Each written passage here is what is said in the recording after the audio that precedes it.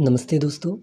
इस वीडियो में हम लोग क्लास 9 का जो कंप्लीट एसएसटी है मतलब सोशल साइंस इसको कवर अप करने वाले हैं। आई होप आपको ये वीडियो पसंद आएगा। इस वीडियो में हम लोग केवल एनसीईआरटी नहीं, ये देखिए जैसे आप यहाँ देख पा रहे हैं पूरा एनसीईआरटी तो कवर करेंगे ही करेंगे, लेकिन साथ ही साथ इसके जो रिलेटेड जो क्वेश्चंस होंगे, जैसे कि अगर हम क्लास 9 में आते हैं तो जितने भी चैप्टर्स है उससे रिलेटेड जो भी इंपॉर्टेंट क्वेश्चंस है उसको भी देखेंगे और उसका एनसीईआरटी भी देखेंगे। तो ये वीडियो थोड़ा लेंथी होगा लेकिन आपके लिए यूज़फुल रहेगा। अगर आप क्लास 9 का फाइनल एग्ज़ाम देने वाले हो तो ये वीडियो एक बार ज़रूर देख के जाइएगा, चाहे जितना भी देर का क्यों ना हो, चाहे 1-2 घंटे का क्यों ना वीडियो हो, लेकिन ज़रूर देख के जाइएगा। ओके, इससे 2 बेनिफिट है। एक तो आपका ये बेनिफिट रहेगा कि आपको पूरा एनसीईआरटी पढ़ने का ज़रूरत नहीं पड़ेगा। अगर आप नहीं पढ़ना चाहते, कम से कम ये वीडियो देख के जा सकते हो। और दूसरा बेनिफिट मेरा होगा, मेरा वॉच टाइम जो है वो बढ़ जाएगा। ओके, तो चलिए वीडियो को स्टार्ट करते हैं और चीज़ों को आपको समझाना स्टार्ट करते हैं। ये कंप्लीट पहले हिस्ट्री कवर कर लेते हैं, मतलब चैप्टर 5, 4, 3, 2, 1 हम उल्टा बताएँगे। उसके बाद फिर हम लोग कंप्लीट सिविक्स करते हैं, कंप्लीट इकोनॉमिक्स। अगर हो सके तो इसी वीडियो में कवर कर देंगे, या तो लगातार हम 4 वीडियो अपलोड करेंगे, पार्ट 1, पार्ट 2, पार्ट 3, पार्ट 4 और सारे पार्ट में अलग-अलग चीज़ों को कवर करेंगे। जैसे कि पार्ट 1 में हिस्ट्री डाल देंगे, पार्ट 2 में इकोनॉमिक्स, पार्ट 3 में इस तरह ज्योग्राफी और पार्ट 4 में पॉलिटी। ओके, तो चलिए पहले इस वीडियो को स्टार्ट करते हैं। ऑलरेडी 2 मिनट हम बक-बक करने वाले हैं, कर चुके हैं। तो चलिए स्टार्ट करते हैं। ओके, तो यहाँ पर हम अगर आपको वीडियो ओपन करके दिखाएँ तो फाइल्स में चलते 1 मिनट। ये देखिए पूरा आपका हिस्ट्री का है। सबसे पहले अपना 301 में आते हैं। आइए 301 को ज़रा देखते हैं क्या-क्या है। तो ये है आपका पहला चैप्टर, है ना? तो पहला चैप्टर आ चुका है। यहाँ पर हम लोग को देखना था लास्ट चैप्टर की ओर आते हैं जल्दी से। लास्ट चैप्टर है 305 आपका, कंटिन्यू करते हैं। हाँ, ये वाला। ओके, देखिए ऑलरेडी इसका मैंने एक लेंथी वीडियो बना के डाला हुआ है और इसके अलावा जितने भी आपके चैप्टर्स हैं उसको मैंने ऑलरेडी ऑलमोस्ट सबको कवर किया हुआ है। जैसे कि हम 1 मिनट आपको वो भी पहले दिखा दें। अगर आप अपने यूट्यूब चैनल पर आते हैं इस वाले में किक क्लासेस में, यहाँ पर आप प्लेलिस्ट में जाइएगा। यहाँ पर अगर आप आते हैं तो एक है फाइनल रे सीरीज़, इसी में हम अभी ये वीडियो को डालने वाले हैं। जैसे कि यहाँ पर आप देखिएगा ये वाला video class 9th biology complete डाला हुआ है और कुछ नहीं डाले हैं क्लास 9 का। हाँ, ये भी आप देख सकते हैं डू एंड डोंट। तो ये भी आप देख सकते हैं कि एग्ज़ाम में किन-किन बातों का ध्यान रखना है, लेकिन वो क्लास 10 को सोच के हमने बनाया था।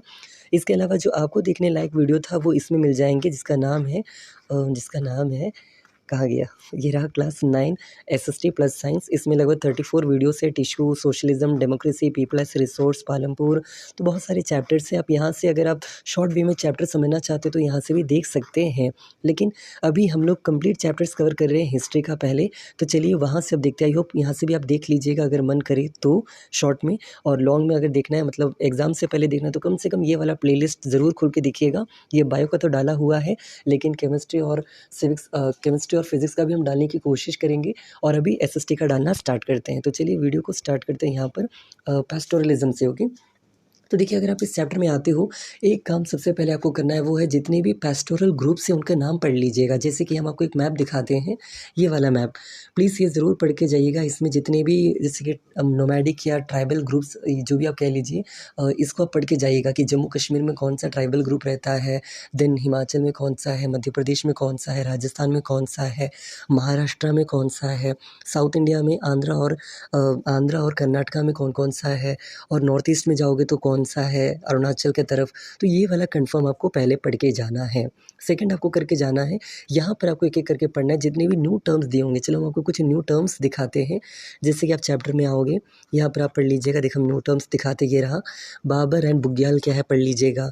और भी है, जैसे यहाँ देख लीजिए रबी खरीफ क्रॉप्स, ये क्या है इनके डिफरेंस पढ़ लीजिएगा। ये स्टबल के बारे में उतना नहीं कहेंगे, मत पढ़िए तो भी चलेगा। देन इस तरह जितनी भी आपको न्यू टर्म्स दिखेंगे एक बार ज़रूर पढ़ लीजिएगा। ये हम आपसे पहले गुज़ारिश करते हैं कि कर लीजिए। ओके, और इसके बाद अगर आप आगे बढ़ोगे, अगला क्या पढ़ने लायक है अगर आप पूछोगे तो अगला चीज़ ये है कि आप इस तरह पढ़िएगा। जैसे कि हम एक सवाल पूछ रहे हैं, name the nomadic groups, name 2 nomadic groups that lives in the mountain region. तो माउंटेन रीजन में रहने वाले 2 नोमैडिक ग्रुप का नाम आपको आना चाहिए। अगेन यहाँ पर एक न्यू टर्म आपको दिख रहा होगा, काफिला, तो ये न्यू टर्म्स आपको आना चाहिए। और इनका माइग्रेशन का रीज़न अगर आपसे पूछ दें कि ये लोग क्यों माइग्रेट करते हैं, तो उसका रीज़न आपको लिखना आना चाहिए कि रीज़न का मेन कॉजेज़ क्या-क्या है। ओके, तो इतना चीज़ आप कर लीजिएगा। देन इसके अलावा आप आगे आओगे तो प्लेट्यूस और प्लेन्स और डेजर्ट में रहने वाले नोमैडिक ग्रुप्स के नाम क्या-क्या हैं और उनसे भी रिलेटेड जो इंपॉर्टेंट पॉइंट्स होंगे वो भी पढ़ लीजिएगा। जैसे कि यहाँ दिख रहे हैं, यहाँ पर डांगर्स नाम का जो नोमैडिक ग्रुप है, इसके बारे में बहुत कुछ बताया गया है। तो हम अगर आपकी जगह रहते तो हम डांगर्स के बारे में एक बार ज़रूर अच्छे से पढ़ के जाते। और इस वाले माउंटेन वाले में अगर आप आते हैं, तो माउंटेन वाले में बकरवाल्स नाम का जो ग्रुप है, गुज्जर बकरवाल्स, इनके बारे में भी बहुत अच्छा खासा दिया गया है। तो हम इनके बारे में भी एक बार ज़रूर पढ़ के जाते। तो जिनके बारे में ज़्यादा दिया गया है, उनके बारे में एक बार रीड कर लीजिए कि उनके बारे में क्या बोला जा रहा है, ओके? तो ये पहला काम आप कर लीजिएगा। इसके बाद इसमें एक और टॉपिक है, याद है अगर आप इस चैप्टर को अगर आगे बढ़ाते हो, नीचे आओगे तो एक हेडिंग आता है जिसका नाम है साउथ अफ्रीका, मतलब अफ्रीका, अफ्रीकन कॉन्टिनेंट में कैसा था पैस्टोरलिज्म का कहानी। यहाँ भी बहुत सारे ग्रुप्स के नाम आपको पढ़ना है, जैसे कि हम आपको कुछ नाम दिखाते हैं, ये नाम आप प्रोनाउंस कर लीजिए जो भी है। तो ये सब जो नेम्स हैं आपको ये पढ़ना है, जो कॉमन कम्युनिटी से जो कि अफ्रीका में रहते हैं। इसके अलावा और भी सवाल थे, जैसे कि ये रहा, याद है यहाँ पे आपको एक कानून पढ़ना था जो इनके ब्रिटिश गवर्नमेंट, या तो इसको आप लोग कॉलोनी कहते हो, कॉलोनीज़ ने इंडिया पर या उस टाइम के लोगों पर लागू किया था। यहीं कहीं होगा, मैंने उस वाली वीडियो में कवर किया था। ये रहा क्रिमिनल ट्राइब्स एक्ट, तो ये पढ़ लीजिएगा कि क्रिमिनल ट्राइब्स एक्ट क्या है, ये पूछेगा हमको लग रहा है, एक विश्वास है, तो ये पढ़ लीजिए। देन फॉरेस्ट रेगुलेशन एक्ट भी ऐसा कुछ एक्ट था, जो भी है यहाँ पर होगा, तो जो भी एक्ट वैक्ट दिए होंगे आप वो पढ़ लीजिएगा, एक काम कर लीजिएगा। देन राइकास के बारे में पढ़ लीजिएगा थोड़ा सा, क्योंकि राइकास एक इंपॉर्टेंट ग्रुप है जो कि कहाँ रहता है, राजस्थान में, तो ये राइकास के बारे में थोड़ा देख लीजिएगा। देन इसके अलावा आगे बढ़ोगे तो हाँ, कॉलोनियल रूल कैसे यहाँ के पैस्टोरल लाइफ को इम्पैक्ट किया या उस पर इनका असर क्या पड़ा, ये आपसे पूछ दिया जाएगा। तो यहाँ पर इसके रीजंस दिया गया है एक-एक करके कि how the life of them whom तो the tribal groups were affected. तो आंसर यहाँ पर first reason, second reason, third reason करके दिया गया। ऑलरेडी मैंने वो लेंथी वाली वीडियो में इसको कवर किया था, तो आप ये पढ़ लीजिएगा, ज़रूर पढ़ लीजिएगा, ओके। और एक और बात, टाइप्स ऑफ फॉरेस्ट, इन्होंने टाइप्स ऑफ फॉरेस्ट बनाया था, जैसे कि reserved forest, protected forest, open forest, तो ये टाइप्स ऑफ फॉरेस्ट भी आप पढ़ लीजिएगा, ओके। तो ये है पहला चैप्टर, एक शॉर्ट वे में समझाया, वरना वीडियो बहुत लेंथी जाएगा, आप भी जानते हो। तो बस यही है पहला। अब चलिए इससे रिलेटेड कुछ क्वेश्चन देखते हैं कि जो बोल रहे हैं वैसा ही है या कुछ नहीं है। तो यहाँ पर हम माई सीबीएसई गाइड वाला ये ऐप ओपन कर दिए हैं। यहाँ पर आते हैं, चलिए कहाँ पर, अपना चैप्टर नंबर 5 पैस्टोरलिज्म। चलिए सीधा मोस्ट इंपॉर्टेंट क्वेश्चन में आते हैं और इसके अंदर 3 मार्क क्वेश्चन में आते हैं और देखिएगा किस किस टाइप का क्वेश्चन पूछा गया। सबसे पहला, which conditions are responsible for the death of pastoral animals in the semi arid regions of South Africa. तो याद कीजिए ये आपके इस चैप्टर का जो सेकंड टॉपिक था, जैसे हम बोले थे 2 टॉपिक है, एक इंडिया वाला टॉपिक और एक अफ्रीका वाला टॉपिक, साउथ अफ्रीका। तो ये साउथ अफ्रीका से पूछा गया। दूसरा सवाल, हु आर नोमैड पैस्टोरलिस्ट, ये कौन है। मेरा वो एक वीडियो आया था नोमैडिक वाला, अगर आप उसका वीडियो देखोगे तो उसका पहला लाइन ही में हमने इसका आंसर बताया था। मतलब हम कहना ये चाहते हैं, अगर आप इस वाले में आते हो और यहाँ पर क्लास 9 वाले में अगर आप आते हो, क्लास 9, इसमें एक नोमैडिक का हमने एक वीडियो डाला था, यहीं पर होगा आसपास कहीं, 1 मिनट दिखाते हैं आपको। ये वाला, ये रहा pastoralism in the modern world नाम का जो भी है 26 मिनट का वीडियो, इसका पहला लाइन ही हमने समझाया था कि नोमैडिक ग्रुप क्या है, वरना आप यहाँ से भी पढ़ लीजिए। देन ये इतनी इंपॉर्टेंट क्यों है ये पैस्टोरल ग्रुप, तो ये भी कॉमन आंसर अगर आपको लिखना मतलब होता है ना, अगर आपने नहीं पढ़ा तो भी आप इनडायरेक्ट वे में कुछ भी लिख के आ सकते हो कि क्यों पैस्टोरलिस्ट इंडिया में इंपॉर्टेंट है या इंपॉर्टेंट थे, तो ये कॉमन आंसर बना लीजिएगा। अगेन हमने बोला था डांगर्स पढ़ लीजिएगा। देन प्लेन्स में जो पैस्टोरल ग्रुप रहते हैं उनका मूवमेंट किस किस फैक्टर पर डिपेंड रहता था, ये रीज़न पढ़ लीजिएगा। उसी तरह यहाँ पर अगर प्लेन्स की जगह अगर माउंटेन्स होता तो उसमें आप क्या क्या लिखते वो भी सोच लीजिएगा। देखिए साउथ अफ्रीका का मैप से पूछा गया कि कौन सा ग्रुप रहता था, राइकास के बारे में पूछा गया है, कॉलोनियल रूल कैसे लाइफ को अफेक्ट किया ये पूछा गया है, अफ्रीका का जो मसाइस जो होता था इस ग्रुप के बारे में पूछा गया, नोमैडिक ग्रुप के बारे में, कॉलोनिज्म का लाइफ कैसे अफेक्ट किया इस मसाइस को, इसका रीज़न पूछा गया। मतलब ओवरऑल बस कॉमन एक रीज़न पढ़ लीजिए कि कॉलोनिज्म ने कैसे लाइफ को अफेक्ट किया, ओके। तो ये सब पढ़ लीजिए। देन ड्राउट का क्या असर पड़ा, ड्राउट मतलब सूखापन होता है। देन ये इंडिया का मैप से फिर अगेन कुछ क्वेश्चन पूछा गया कि जैसे कि ये दिख रहे हैं, ये डांगर्स को रिप्रेजेंट कर रहा है बी वाला प्लेस, और जो ऊपर वाला यूपी जो मार्क किया गया है वो बंजारास को रिप्रेजेंट कर रहा है। देन पैस्टोरल लाइफ्स को कैसे ट्रीट किया था कॉलोनियल गवर्नमेंट ने, क्या क्या पॉजिटिव इम्पैक्ट पड़ा कॉलोनियलिज्म का, बेसिकली उसका पॉजिटिव इम्पैक्ट भी आपको पढ़ना है। वेस्टलैंड रूल कैसे लाइफ चेंज किया, अगेन मैप में आपको ये रिप्रेजेंट करना है कि गाड़ीज़ कहाँ रहते हैं, बंजारास कहाँ रहते हैं और डांगर्स कहाँ रहते हैं। तो प्लीज़ ये मैप पढ़ लीजिएगा, वो पहला वाला जो हम आपको बोले थे। फॉरेस्ट एक्ट पूछा जा रहा है। देन पैस्टोरल लाइफ कैसे चेंज हुआ ग्रेसिंग टैक्स के कारण। देन उसके अलावा फॉरेस्ट लैंड को वेस्ट लैंड क्यों कहा जाता है, अगेन मैप पूछा जा रहा है। तो आई होप आपको कॉमन एक आइडिया मिल गया। देखिए ये रहा क्रिमिनल ट्राइब्स एक्ट क्या है, ये पूछा जा रहा है। सोशल लाइफ ऑफ गोलास, गोलास कौन थे, तो एक तरह के ग्रुप थे जो कि आंध्रा और कर्नाटका के वहाँ पर रहते थे, एनसीईआरटी में दिया गया था, तो ये पढ़ लीजिएगा। ये भी हम आपको बताए थे। Reserved forest and protected forest के बारे में तो पढ़ लीजिएगा। देन पेस्टोरलिज्म इन अफ्रीका के बारे में आपको पढ़ना है, अगेन मैप पढ़ना है। तो इससे ज़्यादा क्या ही चाहिए। तो आपको हम चैप्टर भी समझा दिए, मतलब बता दिए, समझाए नहीं बता दिए, और उसका क्वेश्चंस भी दिखा दिए। चलिए अब सेकंड चैप्टर की ओर आते हैं जिसका नाम है, तो इसको बंद कर रहे हैं यहाँ पर, इसको रोक रहे हैं। सेकंड चैप्टर मतलब बैक साइड से सेकंड चैप्टर, उसका नाम ज़रा देखते हैं। बैक साइड से सेकंड चैप्टर ये वाला, आई होप आपको याद होगा, एक फॉरेस्ट रिलेटेड चैप्टर था। इसमें भी सेम कहानी है, एक आपको इंडिया का पढ़ना है और एक आपको जावा आइलैंड का पढ़ना है। जावा कहाँ है, तो इंडोनेशिया नाम की कंट्री का पार्ट है। ओके, देखिए इस चैप्टर में अगर आप आते हैं, सबसे पहले आपको पढ़ना क्या है, तो यहाँ पर बहुत सारा फैक्ट दिया गया है, लेकिन हम कहेंगे कि ये सब फैक्ट मत पढ़िएगा, ये सब इतना नहीं पूछेगा। जैसे ये फैक्ट ज़रा पढ़ लीजिए। ये रहा फैक्ट कि 700 से लेकर 1995 के बीच में कितना सारा ट्रीज कटा, ये सब पूछा जा सकता है, लेकिन नहीं पूछेगा। ओके, ये नहीं पूछेगा हम इसलिए कह रहे हैं क्योंकि इससे भी इम्पॉर्टेंट बहुत सारे क्वेश्चन हैं। अगर ये सब पूछने लगा तो बाकी कहाँ जाएगा। ओके, इसलिए ये नहीं पूछेगा, लेकिन हाँ ये पूछ सकता है। ये छोटा सा अच्छा सा सवाल है, what do you mean by deforestation, या what was the purpose of deforestation, deforestation क्यों किया जाता था, ये में भी पूछा जा सकता है। खुद से बना लीजिएगा कि लोग पेड़ क्यों काटते हैं, है ना, इंडस्ट्रियल पर्पस, कॉमर्शियल पर्पस, या तो घर बनाने के लिए, या तो बिल्डिंग्स बनाने के लिए, या कंस्ट्रक्शन पर्पस। तो ये कॉमन सेंस आप लिख सकते हैं। पूछोगे इंपॉर्टेंट क्या है, तो देखो इंपॉर्टेंट में यहाँ पर एक टर्म आपको पढ़ना है, पहले पैराग्राफ में से वो टर्म है प्लांटेशन क्रॉप्स। क्या होता है, देखो ढूंढने पर कुछ मिलता नहीं जल्दी से, हमको भी नहीं मिल रहा है, कहाँ गया ढूंढे, मतलब कहाँ ढूंढे समझ नहीं आ रहा है। एक वर्ड है what do you mean bye plantation crops, ये पढ़ लीजिएगा, जहाँ देखिए हम आपको बता देंगे। उसके अलावा आपको एक चीज़ पढ़ना है कि ब्रिटिश जो होता था मेनली ये टिम्बर क्यों लेना क्यों चाहता था, इतना लकड़ी पेड़ वेड़ क्यों काटा जाता था, उसका रीज़न पूछ देगा। तो रीज़न बता देना है कि शिप्स कंस्ट्रक्ट करने में और रेलवे ट्रैक्स को बनाने के लिए ये सब यूज़ किया जाता था। तो आपको ये पढ़ना है, और यहाँ पर मिलेगा ये सियरा प्लांटेशन क्रॉप्स का डेफिनेशन पढ़ लीजिएगा। When a single crop is grown on a larger area it is called plantation crop. I hope आपको समझ आया। जब एक सिंगल क्रॉप को या सिंगल कोई भी ट्री को जब लार्ज एरिया में ग्रो किया जाता है for commercial purpose, it is called plantation crop. तो ये डेफिनेशन आप यहाँ से पढ़ लोगे, या तो कहीं से पढ़ लेना, या जो सुने उसी को लिख लीजिए। Then rights of commercial forestry में आपको एक ही नाम, मतलब इतना देर अभी इस चैप्टर में हम जितना भी बके, इसमें केवल दो ही चीज़ आपको पढ़ना है। सबसे पहला what are the causes of deforestation, या व्हाट इज डिफॉरेस्टेशन, और second and most important thing वो है ये आदमी का नाम, प्लीज़ पढ़ के जाइएगा, डाइट्रिच ब्रांडिस। इनसे तो कन्फर्म एक सवाल आना चाहिए। क्या आएगा अगर आप पूछोगे, तो सबसे पहला ये एक जर्मन एक्सपर्ट थे, ये आपको याद रहना चाहिए। ये first inspector of general of forest थे इंडिया में, आपको ये बात याद रहना चाहिए, यहाँ लिखा हुआ है ये सारी चीज़ें। फिर उसके बाद आपको ये भी याद रखना है कि इन्होंने इंडिया में पहला होता है ना क्या बनाया, इंडियन फॉरेस्ट सर्विस इनका ही बनाया हुआ देन है, या ये भी समझ लीजिए इंडियन फॉरेस्ट एक्ट भी इनका ही है, या एक और इंपीरियल फॉरेस्ट रिसर्च इंस्टीट्यूट जो इंडिया में बना है, जो कि देहरादून में है, वो भी इनका ही देन है। और जो एक सिस्टम इन्होंने सिखाया उस सिस्टम को कहते हैं साइंटिफिक फॉरेस्ट्री। सीधा एग्जाम पूछ देगा कि व्हाट इज साइंटिफिक फॉरेस्ट्री, या who introduce the scientific forestry in India. Answer तो कहाँ है इसका, डेफिनेशन का अगर आप पूछो तो ये रहा साइंटिफिक फॉरेस्ट्री का डेफिनेशन। तो ये भी आप पढ़ लीजिएगा। ओके, तो इतना कर लोगे यहाँ पर, ये आई होप आप कर लीजिएगा, ये इंपॉर्टेंट है। और यहाँ पर फॉरेस्ट एक्ट क्या है ये भी समझाया गया है, 1865 में बनाया गया था।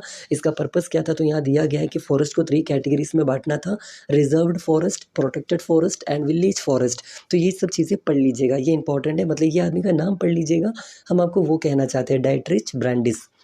आगे अगर आप बढ़ोगे तो यहाँ पर देखिए बहुत सारा अजीब अजीब नाम दिया, हम तो कहेंगे छोड़ो, इतना टेंशन मत लेना, इतना डीप में मत जाना, क्योंकि टाइम नहीं होता पढ़ने का। ओके, आगे बढ़ते हैं सीधा।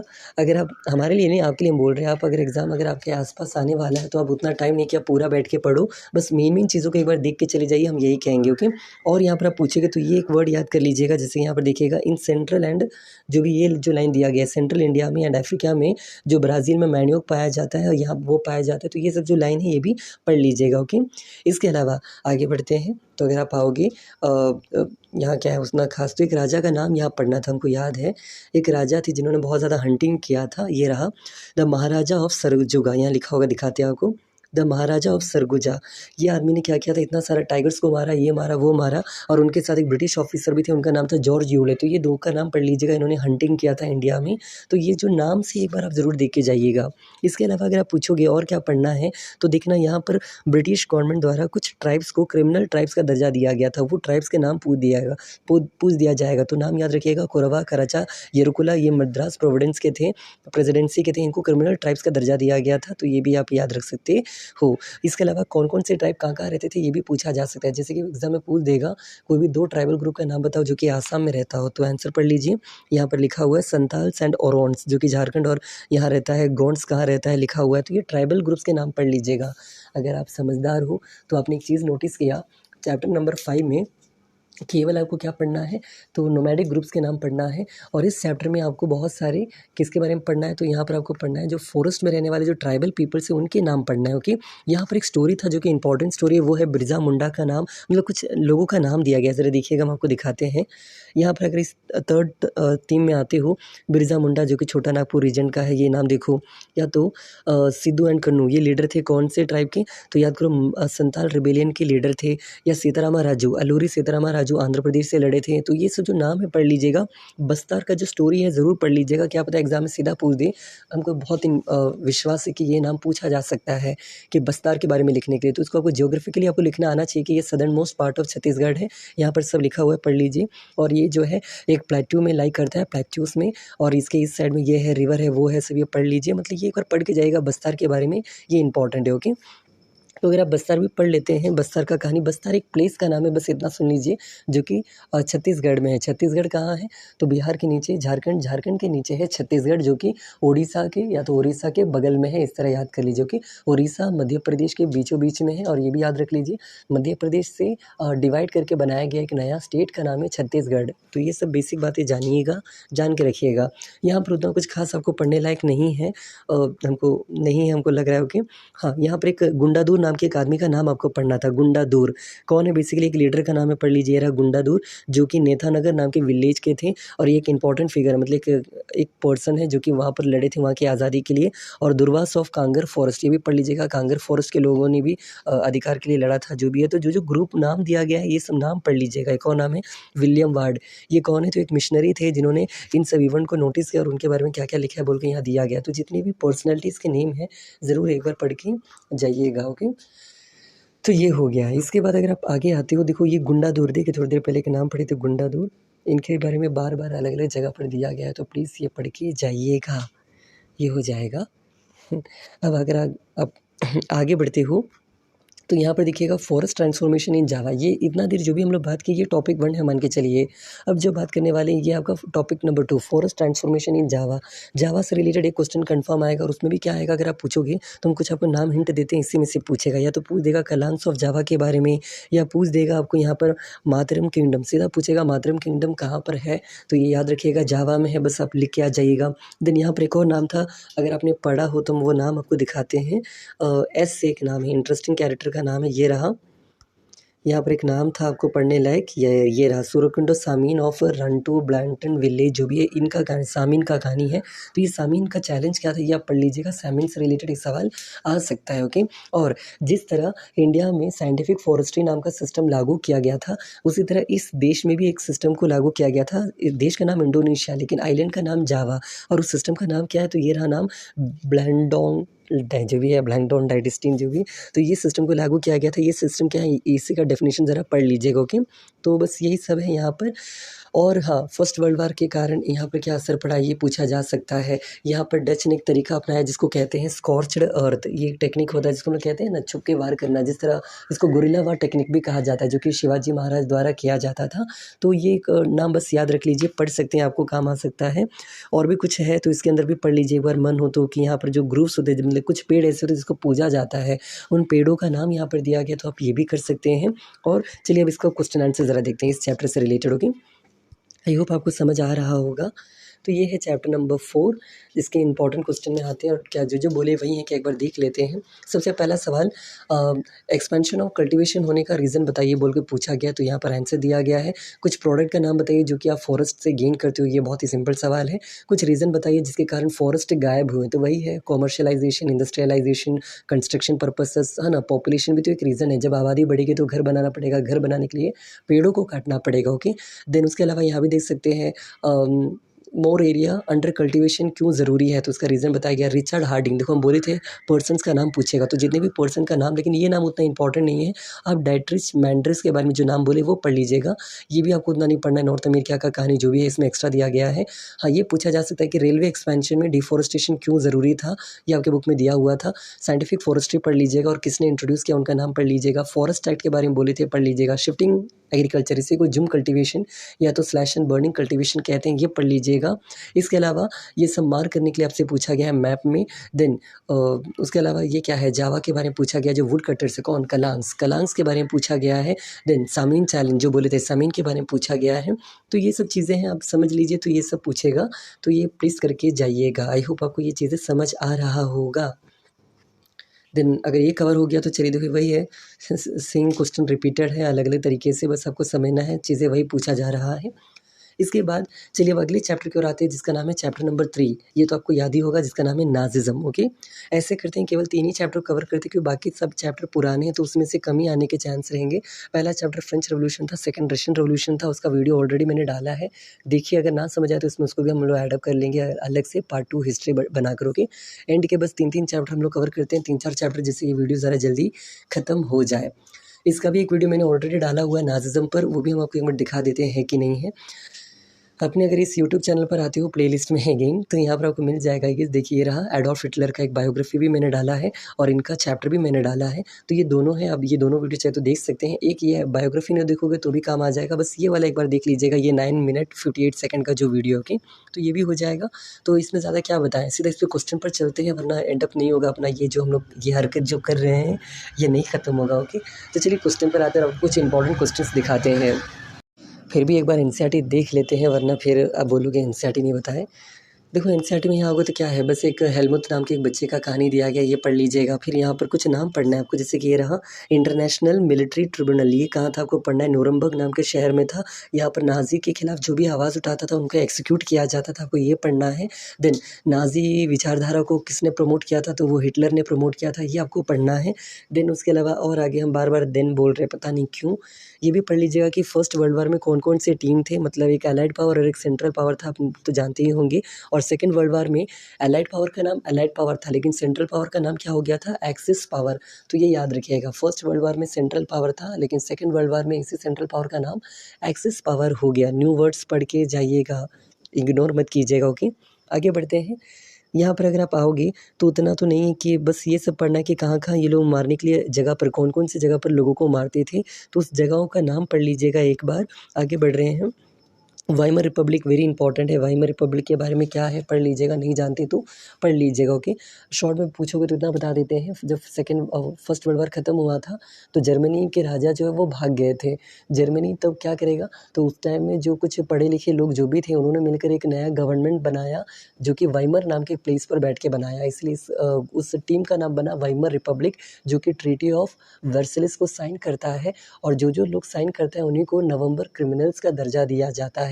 ये सब इसमें पढ़ना है, तो ये आप पढ़ लीजिए, या तो हम बता ही रहे हैं, है ना। और जर्मन पार्लियामेंट कहाँ है, तो ये भी पढ़ लीजिएगा, उसका दूसरा नाम रेस्टैग है, ये याद रखिएगा। आगे बढ़ते आ जाइए। तो इसके बाद यहाँ पर ये पढ़ लीजिएगा, वेरी इंपॉर्टेंट, सबसे इंपॉर्टेंट तो यहाँ पर यही है, ट्रीटी ऑफ वर्सलिस के तहत क्या क्या हुआ था, आपको ये पढ़ना है, ट्रीटी ऑफ वर्सलिस के तहत क्या क्या हुआ था। और इसके अलावा जो भी हम आपको एक नाम बोले, हु वेयर नवंबर क्रिमिनल्स, तो ये पढ़ लीजिएगा, ये भी हो जाएगा। इसके अलावा आप क्या पढ़ोगे, ये रहा, ये भी पढ़ लेना कि स्पार्टा सिट लीग जो होता है, इसको ये क्या था, बोल्शेविक पार्टी के राह पर चलता था। आगे इस बोल्शेविक पार्टी ने अपना नाम बदल के क्या रख लिया, यहाँ लिखा होगा कहीं पर, that is called the communist party of Germany, लिखा हुआ है, पढ़ लीजिए, यहाँ पर लिखा है later founded the communist party of Germany. तो यही सब है जो पढ़ने लायक, आप पढ़ लीजिएगा। यह भी पढ़ लीजिएगा कि ट्रीटी ऑफ वायना के तहत क्या क्या हुआ था, सॉरी ट्रीटी ऑफ वर्सलाइस के तहत क्या क्या हुआ था, दिया गया। ओके, रूहर नाम का प्लेस छीन लिया गया, क्या हुआ क्या नहीं हुआ, तो ये सब दिया गया है। एक डेफिनेशन पढ़ लीजिएगा, that is called hyper inflation, ये पढ़ लेना है। और एक नाम पढ़ लेना, डेविस प्लान क्या था, जर्मनी को इस फिनेंशियल क्राइसिस से बाहर निकालने के लिए अमेरिका द्वारा जो प्लान लाया गया था, इसको कहते हैं डेविस प्लान, तो ये भी ज़रा पढ़ लीजिएगा। देन अगला मोस्ट इंपॉर्टेंट है वॉल स्ट्रीट एक्सचेंज में जो आया ग्रेट डिप्रेशन। तो ये ग्रेट डिप्रेशन क्या है, 1929 का। पढ़ लीजिएगा, नहीं आता है तो अगेन या तो गूगल कर लीजिए, या तो मेरा पुराना वाला वीडियो देख लीजिए, या तो फिर से पूछ लीजिए, हम उसका अलग से बना के वीडियो डाल देंगे। ओके, जो नहीं आता है टर्म्स आप पूछ सकते हैं, हम उसका शॉर्ट्स ही बना देंगे, कुछ भी बना देंगे। ओके, अगला ये रहा वॉल स्ट्रीट एक्सचेंज के बारे में दिया गया है। देन ये टर्म भी पढ़ लेना, जितने भी न्यू वर्ड्स हैं, बार बार ये कह रहे हैं, जितने भी न्यू वर्ड्स है प्लीज़ पढ़ लीजिएगा, new words new words new words. Okay, इसके अलावा आगे बढ़ते हैं, आ जाइए। तो ये रहा हिटलर का जो राइस होता है, इसके बारे में पढ़ना है। नाज़ी पार्टी से बिलोंग करते थे, पार्टी का पहला नाम क्या था, बाद में इन्होंने पार्टी का नाम क्या चीज़ में चेंज कर दिया, ये सब दिया गया है। इसके अलावा नाज़ी प्रोपेगेंडा के बारे में आपको पढ़ना है, जैसे कि ये रहा, यहाँ पर किसकी सरकार थी वो आपको पढ़ना होगा। ये रहा प्रेसिडेंट हिंडनबर्ग, इनको हरा के ये क्या बन जाते, हिटलर न्यू पावर में आ जाते हैं।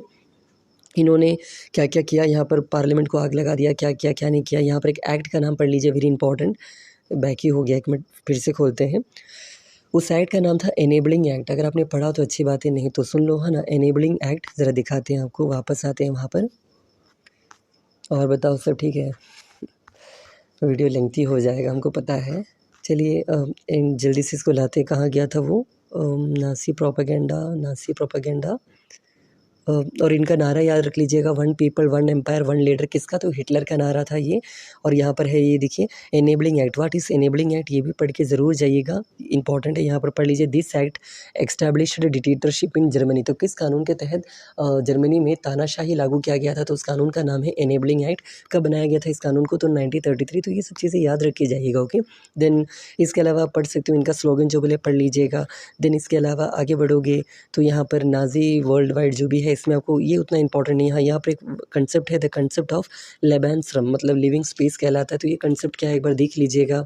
इसके अलावा जितने भी इनके लोगों का नाम है, साथियों का नाम है, या जो भी नाम है, हम बार बार कह रहे हैं पर्सनैलिटीज़ का नाम ज़रूर पढ़ के जाइएगा। फिर अगर आप आगे बढ़ते हो, यहाँ पर बहुत सारी न्यू टर्म्स आपको मिलेंगे, तो ये न्यू टर्म्स तो आपको करके ही जाना है, न्यू टर्म्स करके ही जाना है। ओके, तो ये भी हो जाएगा। इसके अलावा यहाँ पर ये डेथ कैसे दिया जाता है, तो उसका एक स्टोरी आई डोंट नो ये पूछेगा या नहीं पूछेगा, पढ़ लीजिएगा, मन हो तो। ओके, पढ़ लीजिएगा, और क्या है। आगे बढ़ते हैं, यहाँ पर अगर आप पाते हो तो ये सब नाम पढ़ लीजिएगा, अगेन न्यू टर्म्स। जंगयोग क्या होता है ये पढ़ लीजिएगा। यूथ लीग ऑफ नाज़ी क्या था ये पढ़ लीजिएगा। जंगयोग के बारे में यहाँ पर दिया गया है न्यू टर्म्स के अंदर। फिर आगे बढ़ोगे तो नाज़ी कल्ट ऑफ मदरहुड, ये टॉपिक आ सकता है कि वहाँ पर अगर एक औरत अगर मोर देन 8 बच्चा पैदा करती है तो उनको गोल्ड मेडल मिलेगा, फिर 6 पैदा करेगी तो सिल्वर मिलेगा, ये मिलेगा वो मिलेगा। तो ये इंपॉर्टेंट टॉपिक है, एक बार पढ़ लीजिएगा। इसके अलावा आर्ट ऑफ प्रोपेगेंडा, ये भी इंपॉर्टेंट ही है, क्या ही बोले, सब इंपॉर्टेंट है ना। ये सब बहुत पहले पढ़ना था, टाइम कम है, बस देख लीजिए कि आपको एनसीईआरटी खोलना ना पड़े, इसलिए हम थोड़ा साथ दे रहे हैं कि यही सब पूछे। यहाँ पर उतना कुछ खास नहीं, ये सब बकवास टॉपिक। हाँ, यहाँ पर एक आदमी का नाम पढ़ना है, दिखाते हैं आपको। ये रहा, ज़रा जूम कर रहे हैं, देखिएगा। पेस्टोर नाइमोइलर, ये एक रेजिस्टेंट फाइटर था, इनका नाम एक बार देख लीजिए, जो कि नाज़ी आइडियाज़ से एम्पायर के खिलाफ लड़ता था, जो भी है। तो ये सब दिया गया है। एंड फाइनली हॉलोकास्ट के बारे में बोला गया, नरसंहार के बारे में, कि जो नाज़ी था ये बहुत लोग को जान से मरवाता था, खास करके जूइश लोग को। तो ये जो टॉपिक एक बार देख लीजिएगा, और इसके बाद ये चैप्टर आपका यहाँ पर एंड हो जाएगा। अब चलिए इसका क्वेश्चन आंसर भी ज़रा जल्दी से देख लेते हैं। तो क्वेश्चन वगैरह आप आते हैं इस चैप्टर के, जिसका नाम है नाज़िज़्म। तो इसके मोस्ट इंपॉर्टेंट क्वेश्चन में आते हैं। 3 मार्क्स में देख सकते हैं, सबसे पहले न्यूरमबर्ग ट्रिब्यूनल, ये पहला ही पेज में दिया गया था, वो पूछा गया। फिर जर्मनी ने जो सरेंडर किया था उसके बारे में रिलेटेड पूछा गया। स्पार्टा सिट लीग, जिसने आगे जाके अपना नाम क्या रखा, कम्युनिस्ट पार्टी ऑफ जर्मनी, इससे रिलेटेड पूछा गया। वाइमर रिपब्लिक को लोगों ने पसंद क्यों नहीं किया, उसका रीज़न पूछा गया। देन उसके अलावा क्या है, हाइपर इन्फ्लेशन क्या है पूछा गया। हाइपर इन्फ्लेशन बार बार यही पूछा जा रहा है। 3 रीज़न बताओ जिसके कारण जर्मनी ने that led to the German invasion of Soviet Union का जो इन्वेजन हुआ, क्यों इन्होंने, हिटलर ने उनको मारा, उसका रीज़न पूछा गया। यूएसए क्यों एंट्री किया, उसका रीज़न बताओ। देन हिटलर का पावर में आने का कोई भी 3 रीज़न्स बताओ, ऐसा कुछ पूछा गया। बैटल ऑफ स्टालिनग्राड, आपके पढ़ना था, बुक में है, तो इससे रिलेटेड पूछा गया है। तो जो भी है बस जो है वही सब पूछेगा, और क्या है। Idea of survival of Herbert, ये भी था, हर्बर्ट और चार्ल्स डार्विन वाला टॉपिक, तो ये आपको देखना था। देन वही है, वुमेन का रोल क्या था। देन और क्या है, ट्रिपार्टाइट पैक्ट क्या है, इसके बारे में पढ़ना है। हिटलर और ये जो भी आदमी है, इनके बारे में पूछा गया। आर्ट ऑफ प्रोपेगेंडा से पूछा गया है। रैशियल स्टेट, जो कि याद है, आइडिया ऑफ लेबेंसरम हम आपको बोले थे, लिविंग स्पेस, उससे पूछा गया। जंगियों का टॉपिक पूछा गया। मदरहुड का टॉपिक पूछा गया। देन इकोनॉमिक पॉलिसीज़ पूछा गया इनका, जो भी है, हिटलर और गांधी जी से रिलेटेड कुछ पूछा गया है। नाज़ी एजुकेशन पॉलिसी कैसे था, ये पूछा गया है। तो यही सब है, और इसका 5 मार्क भी एक मिनट देख लीजिए। तो इसको यहाँ एंड अप करते हैं। वही है अपना क्या है, ग्रेट डिप्रेशन पूछा गया। उसके अलावा क्या है, नाज़ी स्कूल का आइडिया पूछा गया, जर्मन युद्ध, फिर से नाज़ी वाला पूछा गया, पहला पेज का पूछा गया। देन ये इनका फॉरेन पॉलिसी पूछा जा रहा है, इकोनॉमिक पॉलिसी पूछा जा रहा है, ग्रेट इकोनॉमिक डिप्रेशन पूछा जा रहा है, वाइमर रिपब्लिक को लोगों ने क्यों पसंद नहीं किया उसका रीज़न पूछा जा रहा है, वाइमर रिपब्लिक फिर से पूछा जा रहा है। तो आई होप आपको टर्म्स दिख रहा होगा कौन कौन सा टर्म बार बार रिपीट हो रहा है। तो ये तीनों चैप्टर बता के यहाँ पर रोकते हैं, और हम तो यही कहेंगे लास्ट टाइम में कुछ क्वेश्चंस देख के जाइए कि आपको ये पढ़ने में आसानी रहे। अब पूरा पढ़ने का टाइम तो रहा ही नहीं, इसलिए ओके। बहुत सारे स्कूल में एग्ज़ाम हो गए, कुछ में होने वाले हैं, कुछ में होंगे अब, ओके। जो भी है, तो देखिए ये भी अच्छा क्वेश्चन दिया गया, एक बार कर लीजिए, पढ़ लीजिए, हम आपसे यही उम्मीद करते हैं। तो एक बार पढ़ के ज़रूर जाइएगा, ओके। तो ये भी हो गया मान लीजिए बहुत ही जल्दी हो गया। और फ्रेंच रेवोल्यूशन भी एक बार देख लीजिए, इसमें किस किस टाइप का क्वेश्चन दिया गया है। तो ये है आपका फ्रेंच रेवोल्यूशन के कुछ क्वेश्चंस जो कि अच्छे खासे सवाल हैं। रेन ऑफ टेरर का मीनिंग बताओ, जैकोबिन क्लब के बारे में बताओ, मैप के बारे में बताया गया है, टैक्स सिस्टम के बारे में पूछा गया है, स्टॉर्म एट बेस्टाइल जो है वो टॉपिक पूछा गया है, अगेन मैप। देन कॉन्स्टिट्यूशन क्या है, जस्टिस जनरल मेरा भी कौन है, बेसाइयस कौन है। तो अच्छा ही है, पढ़ लीजिए एक बार। गिलोटाइन क्या है, तो ये सब एक बार देख के ज़रूर जाइएगा। नेपोलियन बोनापार्टे के बारे में पूछा गया है। तो इस तरह हम लोग पहला चीज़ कंप्लीट कर दिया जिसका नाम है हिस्ट्री। अब चलिए इकोनॉमिक्स को स्टार्ट करते हैं। एंड देखिए हम वीडियो को 1.10 के स्पीड पर डाल दिए हैं कि वीडियो जल्दी जल्दी कवर हो जाए। आपको अगर मन करे तो थोड़ा स्लो कर लीजिएगा वीडियो को। मेरा भी बैटरी डाउन हो चुका है क्योंकि कल शिवरात्रि था। कल मतलब आज हम वीडियो बना रहे हैं संडे 19 तारीख को। 18 तारीख और 19 तारीख के बीच में जो रात है 1:23 बज रहा है अभी। और कल शिवरात्रि में वो थे क्या थे, व्रत कर रहे थे, तो ऑलरेडी बैटरी डाउन है, फिर भी खींच रहे जितना खींचा है। तो ज़रा चलिए वीडियो को स्टार्ट करते हैं, इसको ज़रा आगे बढ़ाते हैं। हिस्ट्री कवर कर दिया आपका, इकोनॉमिक्स ज़रा जल्दी से कवर करते हैं। उसके बाद अगर जान रहा तो एक जियोग्राफी और पॉलिटी भी कवर कर लेंगे, वरना उसको पार्ट 2 में ला देंगे कभी और। कल रात को हम बना लेंगे, ओके, नेक्स्ट डे रात को। तो अगर आप इसमें आते हो इकोनॉमिक्स में, तो ज़रा देख लो इकोनॉमिक्स में आपको कितने चैप्टर्स पढ़ना है। सबसे पहली बात है ये 4 ही चैप्टर पढ़ना है जो कि आसान है ना। इसमें से फूड सिक्योरिटी भी नहीं आ रहा होगा ऐसा मुझे लग रहा है, फिर भी हम लोग बात करेंगे फूड सिक्योरिटी पर। और इसका मैंने कोई लेंथी वीडियो नहीं डाला है, तो उसका भी होगा तो एक अलग से वीडियो कभी और डाल देंगे। अभी चलिए जल्दी से इन बाकी मतलब चैप्टर्स को एक-एक करके ज़रा देखते हैं, ओके। तो आते हैं देखना। सबसे पहले चलो ब्राउज़ करके सबसे लास्ट चैप्टर जिसका नाम है ये रहा, आई गेस देख लेते हैं, फूड सिक्योरिटी, ओके। इसको देखते हैं कि इसमें क्या-क्या पढ़ना है। देखो अगर आप इस चैप्टर में आते हो सबसे पहले आपको यहाँ पढ़ना है what is the definition of food security दिया गया है। Food security means availability, accessibility and affordability of food to all people at all times. तो ये डेफिनेशन पढ़ लीजिएगा। And food security depends upon PDS, public distribution system and the government vigilance and the action at times. तो ये हो गया। Then food security अगर आपको थोड़ा डिटेल में पूछ दे तो आपको ये तीनों वर्ड्स के बारे में समझाना है कि अवेलेबिलिटी का मतलब क्या होता है, एक्सेसिबिलिटी का मतलब क्या होता है और अफोर्डेबिलिटी का मतलब क्या होता है। देखो एक-एक करके हम ही बता देते हैं। अवेलेबिलिटी का मतलब क्या होता है कि वहाँ पर वो खाना है या नहीं है, अवेलेबल है या नहीं है। मान लो दुकान में सामान है या नहीं है, तो अगर है तो अवेलेबल है। लेकिन एक्सेसिबल, मान लो आप दुकान में सामान तो है लेकिन क्या वो खरीदने लायक है, क्या वो आपका हाथ वहाँ तक पहुँच पा रहा है क्या। तो आप मान लो कि कोई दुकान आपसे 10 किलोमीटर दूर है, तो क्या डेली आप आना जाना कर पाओगे उस दुकान तक। केवल वो सामान खरीदने के लिए अगर लगातार वो 3 दिन वो दुकान बंद हो, तो क्या आप आना जाना कर पाओगे मतलब पैदल 10 किलोमीटर। तो नहीं, ये उतना सही नहीं रहेगा, तो ये एक्सेसिबल नहीं है, ओके। एंड अफोर्डेबल, मान लो अगर आप वो दुकान में पहुँच गए लेकिन वहाँ पर वो जो चीज़ है उसका प्राइस बहुत ज़्यादा है, तो क्या आप खरीद पाओगे। तो आंसर है नो। तो हमेशा कोई भी फूड सिक्योरिटी का डेफिनेशन क्या होता है कि अवेलेबल होना चाहिए, एक्सेसिबल होना चाहिए और अफोर्डेबल भी होना चाहिए। तो ये डेफिनेशन यहाँ पढ़ लीजिएगा अच्छे से। इसके बाद फूड सिक्योरिटी क्यों होना चाहिए, मतलब क्यों हम लोग को खाना को बचा कर या जो भी है रखना चाहिए, तो ये पूछा जा सकता है। और इसी से रिलेटेड एक और सवाल पूछेगा कि हु आर फूड इनसिक्योर, कौन है फूड इनसिक्योर। तो कौन होगा, जो गरीब लोग हैं, जो मिडिल क्लास लोग हैं, जो लैंडलेस लेबर है, जो पता है जो ये लेबर चौक पर खड़े रहकर जो डेली वर्कर्स हैं, लेबर्स हैं वो भी। तो ये सब कौन है, फूड इनसिक्योर है। तो ये बात बस आप याद रखिएगा। देन इसके अलावा यहाँ पर पूछा जा रहा है यही जो हम अभी बोले, who are food insecure. Answer भी दिया है, पढ़ लीजिए, सब लिखा हुआ है। Who are food insecure, beggar, beggar workers, जो भी है पेटी, सेल्फ एम्प्लॉयड पीपल्स। तो ये सब इस कैटेगरी में आते हैं जो कि फूड इनसिक्योर वाले लोग हैं। कहानी मत पढ़िए, अहमद वहमद का कहानी ये सब नहीं पूछा जाता है।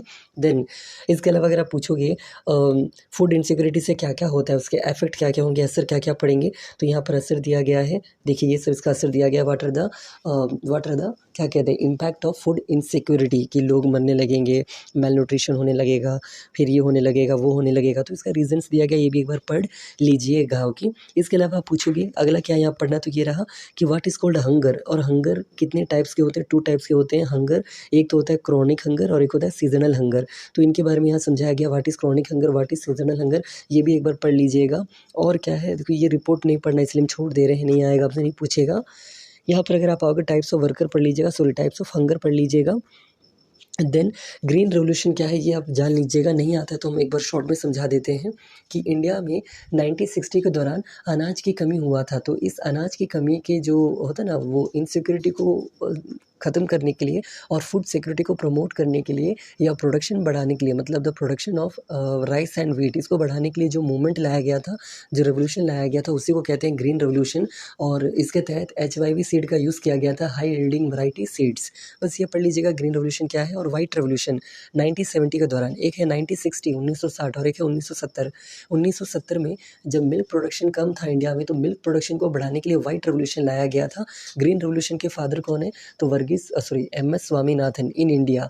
एंड वाइट रेवोल्यूशन के फादर कौन है इंडिया में, तो आंसर है वर्गीस कुरियन। और ये वर्गीस कुरियन वही है जिन्होंने अमूल कंपनी को प्रमोट किया था। अमूल का फुल फॉर्म क्या है, अगर आपसे कोई पूछ दे तो अमूल का फुल फॉर्म ज़रा सुनिएगा, आनंद मिल्क यूनियन लिमिटेड। तो ये है इस कंपनी का नाम। तो ये सब कॉमन चीज़ें हैं जो आप जान सकते हो। तो बस यही सब और क्या। और फूड सिक्योरिटी इन इंडिया कैसे हुआ, जो भी है कैसे प्रमोट किया गया, ग्रीन रेवोल्यूशन का टॉपिक है, ये छोड़ दीजिए।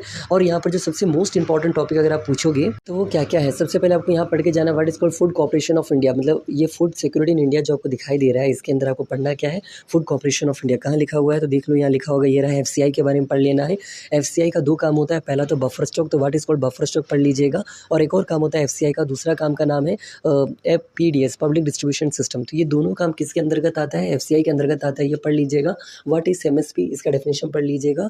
और मार्केट जिस दाम पर आपको राशन कार्ड प्रोवाइड करता है, मतलब मार्केट से भी सस्ता दाम पर आपको राशन कार्ड प्रोवाइड करता है, और वो चीज़ को कहते हैं इश्यू प्राइस। मतलब जब मार्केट प्राइस से भी कम प्राइस में आपको गवर्नमेंट अनाज प्रोवाइड करवाती है, उसको इश्यू प्राइस कहते हैं। तो ये डेफिनेशन दिया, पढ़ लीजिए। मतलब एक FCI क्या है पढ़ लीजिए, बफर स्टॉक क्या है पढ़ लीजिए, PDS क्या है पढ़ लीजिए, MSP क्या है, इश्यू प्राइस क्या है। तो ये सब चीज़ें आपको पढ़ लेना है। ओके, देन इसके अलावा राशन कार्ड के बारे में आपको पढ़ना है।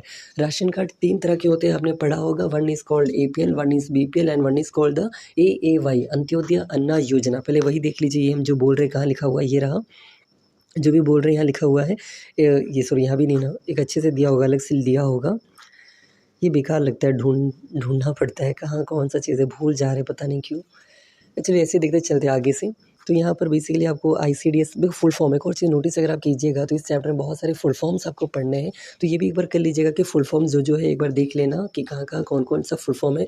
ये भी पढ़ लेना कि इंडिया में इस फूड इनसिक्योरिटी को हटाने के लिए गवर्नमेंट द्वारा कौन कौन सा स्कीम लॉन्च किया गया। तो यहाँ पर स्कीम्स के नाम दिया गया है, मिड डे मील योजना, संपूर्ण Grameen Rozgar Yojana, employment guarantee scheme, rural wage employment programme. तो ये सब पढ़ लीजिएगा, मतलब याद करके ही जाइएगा। ओके, देन इसके अलावा अगर आप आगे बढ़ते हो, यहाँ पर है some important features of PDS are summarised in table 4.3। कहाँ है टेबल 4.3, यही है क्या, हाँ यही है। तो PDS के फीचर्स यहाँ दिया गया, आपको ऐसे देख के नहीं समझ आएगा, हम लोग क्वेश्चन टाइप में देख लेंगे। और ये रहा AAY, अंत्योदय अन्ना योजना के बारे में यहाँ समझाया गया है। होता है ना, 2 होता है, APL और BPL, above poverty line, below poverty line. जो लेकिन जो BPL से भी गरीब हो उनको कहते हैं AAY, अंत्योदय अन्ना योजना। ओके, तो ये सब चीज़ें हैं जो आप जान सकते हो। और MSP जो बोले थे पढ़ लीजिएगा, MSP क्या होता है। देन ये भी पढ़ लीजिएगा। अगला मोस्ट एंड, देखो हम बार बार आपको समझाते हैं हर चैप्टर में स्टार्टिंग और एंडिंग नाम का 2 पोर्शन होता है। इस चैप्टर का एंडिंग पोर्शन है ये वाला, the role of cooperatives in food security. और स्टार्टिंग का टॉपिक था PDS क्या है, फूड सिक्योरिटी क्या है, देन बफर स्टॉक क्या है, FCI क्या है, राशन कार्ड क्या है। तो ये सब ये ऊपर वाला टॉपिक है। ओके, तो इसमें अगर आप आओगे तो सीधा आपको यही पढ़ना है कि जो कोऑपरेटिव्स होते हैं, कोऑपरेटिव्स क्या होता है पहले समझिए। देखो मान लो किसी के पास रूम है और किसी के पास बेंचेस पड़ा हुआ है और किसी के पास नॉलेज बहुत अच्छा है, तो तीनों मिला के क्या करेंगे, अपना कंपनी खोल देंगे। मान लो कोचिंग खोल देंगे, एक ने रूम दे दिया, एक ने बेंचेस दे दिया और एक पढ़ाने वाला टीचर हो गया, तीनों ने मिला के खोला। तो इस तरह का बिज़नेस को कहेंगे कोऑपरेटिव बिज़नेस। मतलब जब अलग-अलग तरह के लोग एक साथ मिलके जब कंपनी चलाते हैं, उनको कोऑपरेटिव कहा जाता है। जैसे कि मल्टीनेशनल कॉर्पोरेशन, या तो एक और समझो ना, मान लो आपके पास दूध मतलब गाय है बहुत सारे और किसी के पास उसको बेचने का दिमाग है और किसी के पास गाड़ी बहुत सारे हैं, सब मिला के कंपनी खोल देंगे। जैसे कि बिहार में जो सुधा डेयरी है, ये एक तरह का कोऑपरेटिव कंपनी है। तो बस यही समझ लीजिए कि तो कोऑपरेटिव का क्या रोल है आपको यहाँ पढ़ना है in terms of food security. मतलब ये लोग कमीने लोग हैं या अच्छे लोग हैं, बस यही आपको पढ़ना है यहाँ पर। ओके, और अगेन देखो बार बार कह रहे हैं फुल फॉर्म्स पढ़ लेना। ओके, तो बस यही। अब चलिए इसके क्वेश्चन आंसर पर आते हैं। देखो ये राइट नोट डाउन करके यही सब पूछा गया है। फेयर प्राइस शॉप का मतलब राशन कार्ड ही होता है, राशन शॉप होता है। अब इसका क्वेश्चन आंसर ज़रा एक मिनट देख लेते हैं, आ जाइए। और हम ही यहाँ पर एनसीईआरटी डाउनलोड कर करके आपको बता रहे हैं। अब ये वीडियो एडिटिंग के लिए भी ऑन करके रखें। ऑलरेडी 33 मिनट्स का वीडियो यहाँ पर बन चुका है, आप देख पा रहे होंगे। 30 मिनट का हिस्ट्री हो चुका है, बाकी भी बन ही रहा है। और यहाँ आते हैं, कहाँ गया अपना जो दिखाना है आपको, ये रहा। इसमें आते हैं, चलिए इकोनॉमिक्स जो हम लोग पढ़ रहे हैं अभी, इकोनॉमिक्स में आते हैं जल्दी से। और लास्ट चैप्टर को ज़रा देखते हैं, इकोनॉमिक्स का last chapter food security. Most important question को ज़रा खोलते हैं, 3 मार्क वाले को। तो एक एक करके देखते हैं, आ जाइए। सबसे पहला, वर्ल्ड अर्थ समिट कब हुआ था? मतलब ये तो पता नहीं, इसमें है ही नहीं दूर दूर तक। हाँ है, पहले ही पेज में ऊपर में एक बॉक्स बना के दिया गया था, ये वहीं से पूछा गया है। उसके अलावा फूड सिक्योरिटी कैसे अफेक्ट होता है कैलेमिटी के दौरान? मतलब कभी भी कोई भी तरह का नेचुरल कोई प्रॉब्लम आ जाए, जैसे कि बाढ़ या सुनामी, मतलब सुनामी या सूखापन या कुछ भी, तो उस टाइम में फूड सिक्योरिटी का क्या हाल है वो पूछा गया है। देन कोई भी 3 पॉइंट लिखो कि कैसे सप्लाई होता है फूड ग्रेन का ड्यूरिंग डिसास्टर्स। फूड सिक्योरिटी का डेफिनेशन क्या है? What is the need of food security? Famine, भूखमरी क्या होता है? देन कहाँ के लोग, कौन से लोग हैं जो कि फूड इनसिक्योर हैं? देन उसके अलावा यहाँ भी देख पा रहे हो फूड सिक्योरिटी सिस्टम के कौन कौन से कंपोनेंट होते हैं। वही बोले एफसीआई के अंदर जो पीडीएस होता है, बफर स्टॉक होता है, उसके बारे में समझाना था। एग्रीकल्चर को सीजनल एक्टिविटी कहा जाता है, क्योंकि इसमें जो वर्कर्स होता है उनको कभी कभार काम रहता है और कभी कभार काम बिल्कुल नहीं रहता है, तो ये समझाना है। सब्सिडी क्या होता है आपको पूछा गया है, जो कि नहीं आएगा एग्जाम में। राशनिंग जो होता है, इसका इंपॉर्टेंस ये पूछा जा सकता है। देन हंगर के बारे में पूछा गया, 3 तरह के राशन कार्ड के बारे में पूछा गया। ग्रीन रेवोल्यूशन का इंपॉर्टेंट है, पढ़ लीजिएगा। और ग्रीन रेवोल्यूशन का डीमेरिट या तो ड्रॉबैक्स, ये भी पढ़ लीजिएगा। बफर स्टॉक क्या है पढ़ लीजिएगा। पीडीएस क्या है पढ़ लीजिएगा। फूड इनसिक्योर कौन है, और ये पीडीएस के साथ क्या क्या होता है ना, गलत काम होता है। जैसे होता है ना, बहुत लोग राशन कार्ड नकली बनाकर, नकली मतलब होता है ना, जो होंगे एपीएल वाले, लेकिन वो लोग बीपीएल कार्ड बनवाकर राशन उठाता है इधर उधर से। तो ये वो टॉपिक दिया गया मैल प्रैक्टिसेस के बारे में। 3 डायमेंशंस ऑफ फूड सिक्योरिटी, वही अवेलेबिलिटी, एक्सेसिबिलिटी, अफोर्डेबिलिटी के बारे में दिया गया है। बंगाल में जो फमाइन आया था, जो कि अभी तक का इंडिया का one of the biggest famine कहा जा सकता है, लिखा हुआ है द मोस्ट डिवास्टिंग फमाइन। तो ये इसमें कितने लोग मरे, 30 लाख के आसपास मरे, तो ये सब दिया गया, पढ़ लीजिए, ये भी बुक में है। और नेशनल फूड सिक्योरिटी के बारे में दिया गया, ये भी था आई गेस, ये भी पढ़े थे आपने। एवाई के बारे में लिखने के लिए पूछा गया, ये भी आपको पढ़ना था। एमएसपी के बारे में, इश्यू प्राइस, ये भी पूछा गया था, ये भी पूछा गया था। तो बस यही सब है, अच्छा चैप्टर। बस बहुत सारा डेफिनेशन और बहुत सारा फुल फॉर्म भरा पड़ा हुआ एक चैप्टर है, जिसका नाम है फूड सिक्योरिटी इन इंडिया। चलो ये हो चुका है, अब अगले चैप्टर की ओर बढ़ते हैं, जिसका नाम है पॉवर्टी एज ए चैलेंज। पहले ऐसे करते हैं, क्वेश्चन ही देख लेते हैं, है ना, उसके बाद मन करे तो वहाँ भी चले जाएंगे। चलो इसके पॉवर्टी में ज़रा देखते हैं, क्योंकि इसका भी मैंने वीडियो डाला है, एक बार दिखा देते हैं आपको। पॉवर्टी, यहाँ पर अगर आप आते हैं तो पॉवर्टी का तो होना चाहिए मेरे ख्याल से। पॉवर्टी ये रहा, poverty as a challenge. 11 minute का एक वीडियो है, आप चाहे तो जाके देख सकते हैं, तो देख लो और क्या। चलो, तो यहाँ पर हम देखना उसके कुछ क्वेश्चंस पढ़ते हैं कि सोशल साइंटिस्ट कैसे पॉवर्टी को डिफाइन करते हैं। ये एनसीईआरटी का ही लाइन है, हम दिखा देते, चलो आपको ये भी दिखाई देते हैं एनसीईआरटी में कहाँ लिखा हुआ है। हम पहले एनसीईआरटी खोल लें, ये हटाते हैं, यहाँ ओपन करते हैं एनसीईआरटी, ये वाला देखो, अभी आपको ये लाइन दिखाएंगे। यहाँ पर आओगे, ये रहा, देख रहे हो, हेडिंग पढ़ रहे हो, poverty as seen by social scientist. तो यही तो वहाँ पूछा जा रहा है कि सोशल साइंटिस्ट द्वारा पॉवर्टी को क्या कहा जाता है, पॉवर्टी को कैसे नापा जाता है। तो इसका आंसर यहाँ दिया गया है, लैक ऑफ जॉब अपॉर्चुनिटी जिसके पास हो, lack of access of safe drinking water जिसके पास कमी हो, इन सबको ये लोग किस कैटेगरी में डालते हैं, तो पॉवर्टी वाले कैटेगरी में डालते हैं, by the social scientist. Then social exclusion क्या होता है, डेफिनेशन पढ़ लेंगे, क्या कहते हैं, पढ़ लीजिएगा। वल्नरेबिलिटी क्या होता है, ये पढ़ लीजिएगा। Then this are the sum of the causes related to poverty, जो भी पॉवर्टी रिलेटेड चीज़ें हैं तो ये पढ़ लीजिएगा। ये कहानी छोड़ दो, ये दो जो भी कहानी है, ये कहानी सुनने में अच्छा लगता है, पूछेगा नहीं। देन इसके अलावा आप आगे बढ़ते हो अगर, तो यहाँ पर एनसीईआरटी खोल लिए, क्या करें, देखना कुछ और है, दिखा कुछ और रहे हैं। पॉवर्टी कैसे नापा जाता है उसका एक टॉपिक है जिसमें आपको पढ़ना है, तेंदुलकर कमेटी। देखो ये रहा, ये बेसिकली है क्या, 2005 में एक कमेटी बैठाया जाता है जिसका नाम था सुरेश तेंदुलकर कमेटी, और इनका एक रिपोर्ट आता है कि कैसे गरीबी नापा जाए। उसी को कहते हैं तेंदुलकर मेथोडोलॉजी। तो ये पूछा जा सकता है। ओके, वनरेबल ग्रुप्स कौन है ये भी पूछा जा सकता है। देन शिवरामन की कहानी नहीं पूछा जाएगा। इसके अलावा ये है इंटरस्टेट डिस्पैरिटीज़, क्या सारी स्टेट में जो गरीबों की संख्या है क्या सेम है क्या, या क्या सारा स्टेट में गरीबी सेम नंबर पर है क्या? आंसर है नो, है ना। तो उसका रीज़न क्या है वो सब यहाँ दिया गया है, पढ़ लीजिएगा। उसी तरह बताओ तो क्या पूरी दुनिया में हर जगह गरीबी सेम है क्या? अगेन आंसर है नो। तो ये उसके बारे में कुछ दिया गया है, ये भी आप चाहे तो खुद से पढ़ के समझ लोगे। सिंपल चैप्टर, पढ़ के समझने वाला चैप्टर। लेकिन सबसे इंपॉर्टेंट चीज़ अगर आप पूछोगे इस चैप्टर में है क्या, तो वो रहा पहला ये कॉसेस ऑफ पॉवर्टी, आपको पढ़ के जाना है। एंड इस पॉवर्टी को हटाने के लिए what are the anti poverty measures, की क्या क्या हम लोग कर सकते हैं या क्या क्या सरकार कर सकती है जिससे गरीबी हटाया जा सकता है या तो मिटाया जा सकता है। तो ये पढ़ लीजिएगा।